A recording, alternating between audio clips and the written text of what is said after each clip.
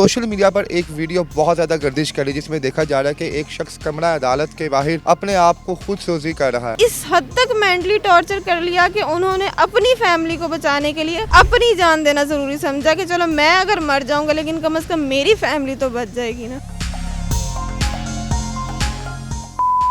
उन्होंने डिसमिस कर दिया था उन्होंने 9 साल पहले। उसके अगेंस्ट हम लोग NIRC में गए। हाई कोर्ट में रिट पिछले 5 साल से पेंडिंग है।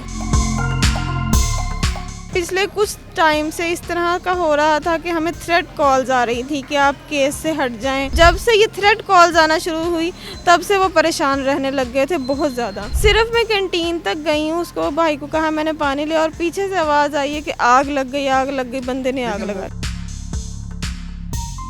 वो जिस तरह की थ्रेटनिंग कर रहे थे वो बहुत ज़्यादा कर रहे थे। आपके बच्चों के लिए अच्छा नहीं होगा। पहले सिर्फ कॉल्स आती थी, अब बाकायदा लोग आके धमकियाँ दे रहे हैं। जी अस्सलाम वालेकुम नाज़रीन, मैं हूं आपका मेज़बान इर्तज़ा भट्ट। नाज़रीन, सोशल मीडिया पर एक वीडियो बहुत ज़्यादा गर्दिश करी जिसमें देखा जा रहा है कि एक शख्स कमरा अदालत के बाहर अपने आप को खुद सोजी कर रहा है। वो शख्स कौन है, क्या वजह बनी कि जनाब उसे अपने आप को आग लगाना पड़ी। हमारे साथ उस शख्स की मिसेज़ मौजूद हैं, उनके वालिद साहब मौजूद हैं और उनकी पूरी वकला टीम यहाँ पर मौजूद है। उनका नाम क्या था, वो कहाँ से आए थे और क्यों यहाँ तक बात पहुँच गई कि उन्हें अपने आप को आग लगाना पड़ा। आइए इनसे पूछते हैं। अस्सलाम वालेकुम। वालेकुम सलाम। कैसी हैं मेरी बहन आप? जी अल्हम्दुलिल्लाह। अल्लाह पाक आपको सब्र दे और आपके हस्बैंड को तंदुरुस्ती दे। अच्छा, आपके हस्बैंड का नाम क्या है? मुझे अपने नाम बताएं उनके बारे में और ये बताएं कि उस दिन उस वहाँ पर हुआ क्या था। आप उनके साथ थी वहाँ पर? जी बिल्कुल, मैं उनके साथ थी कोर्ट में। क्या नाम है आपके हस्बैंड के? आसिफ जावेद। आसिफ साहब। आसिफ साहब, और आप उस वक्त वहाँ पर मौजूद थे। किस केस के सिलसिले में आप वहाँ पर आए थे कि आपको मजबूरन उन्हें आग लगाना पड़ी अपने आप को? उन्होंने डिसमिस कर दिया था उन्होंने 9 साल पहले। ठीक है। इलीगल चार्जशीट थी और विदाउट इंक्वायरी इनको डिसमिस कर दिया था। उसके अगेंस्ट हम लोग NIRC में गए। NIRC ने रीइंस्टेट कर दिया। फिर फुल बेंच वालों ने भी रीइंस्टेट कर दिया और उसके बाद रिट कर दी हाई कोर्ट में। हाई कोर्ट में रिट पिछले 5 साल से पेंडिंग है और एक भी प्रोग्रेस नहीं हुई उस केस की। और पिछले कुछ टाइम से इस तरह का हो रहा था कि हमें थ्रेट कॉल्स आ रही थी कि आप केस से हट जाएं, आप केस को वापस ले लें, आप हट जाएं, वरना आपके लिए अच्छा नहीं होगा, आपकी फैमिली के लिए नहीं अच्छा होगा, बहुत बुरा होगा, नतीजा आप खुद भुगतेंगे, इस तरह की कॉल्स। अच्छा, आपके हस्बैंड को निकाला क्यों गया था? तो मल्टीनेशनल कंपनी है वहाँ पे, और किस पोस्ट पर थे वो वहाँ पर? वो वहाँ पे थे सीनियर प्रोसेस ऑपरेटर। ओके। जी, और वहाँ पे ऐसा हुआ था कि नेस्ले मैनेजमेंट ने एक और लेबर कॉन्ट्रैक्टर हायर किया था और वो लेबर चेंज करना चाह रहे थे। तो जो पहले की लेबर थी वो उन्होंने सारी आउट कर दी थी। वो जो लेबर वहाँ काम कर रही थी डेली वेजेस पे, आई थिंक 300 और 350 समथिंग थे वो लोग। तो वो गेट के बाहर एहतजाज कर रहे थे कि हमें वापस लिया जाए। ठीक, विदाउट नोटिस उनको निकाला गया था। पिछले 9 साल से आप लोग केस लड़ रहे हैं अदालत में। इस अरसा 9 साल में किस तरह घर का सिस्टम चलता था? आपके हस्बैंड कहीं और भी जॉब करते थे या क्या वजह थी?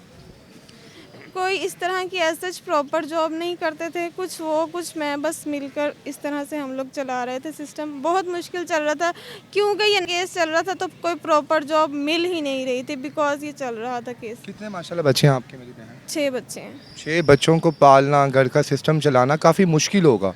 तो क्या वो डिप्रेशन में चले गए थे कई दिनों से, या क्या वजह थी कि उस दिन उन्होंने मौत को गले लगा लिया? नहीं, इस तरह की कोई बात नहीं है। माशाल्लाह वो बड़े खुश इखलाक किस्म के इंसान हैं और वो इस तरह की चीज़ों का नहीं, वो कहते हैं अल्लाह बेहतर करेगा। हमेशा उन्होंने यही बात की है कि इस तरह से सर पे नहीं सवार करना। लेकिन जब से ये थ्रेट कॉल्स आना शुरू हुई तब से वो परेशान रहने लग गए थे बहुत ज़्यादा। अच्छा, उस दिन क्या हुआ? आप जब वहाँ पर पहुँची, सेशन कोर्ट में गई वहाँ पर, तो उस दिन क्या हुआ? फायर किस तरह लगी? कब वहाँ पर पहुँची थी आप? और आपकी तो वकला की टीम भी बड़ी पॉजिटिव आपके साथ खड़ी हुई है। क्या हुआ था उस दिन की ज़रा बात बताएं आप। उस दिन इस तरह से हुआ था कि फिर डेट हो गई, कोई हियरिंग नहीं हुई। हम लोग कोर्ट से वापस आए हैं, बाहर आए हैं, कैंटीन पे बैठे हैं। तो कुछ लोग आए हैं, वो कह के चले गए हैं अपना केस वापस ले लो, नहीं तो अच्छा नहीं होगा, और वो यहाँ से चले गए हैं। वो हम लोग परेशान हो गए कि कौन लोग हैं इस तरह की बातें कर रहे हैं, फिर आए हैं फिर चले गए हैं।